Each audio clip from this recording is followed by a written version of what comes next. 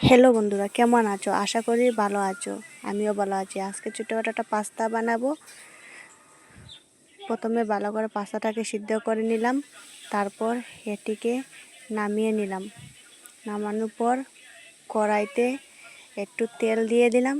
তেল দেওয়ার পর তেলটি গরম হওয়ার পর এটিতে আলু কুচি, বাঁধাকপি কুচি, কাঁচা লঙ্কা দিয়ে এটিতে হলদি, লবণ, জিরে, মরিচের গুঁড়ো দিয়ে ভালো করে নাড়াচাড়া করে নিলাম। নাড়াচাড়া করার পর দেখো কি সুন্দর কালার হচ্ছে, ভাজা ভাজা হয়ে যাচ্ছে।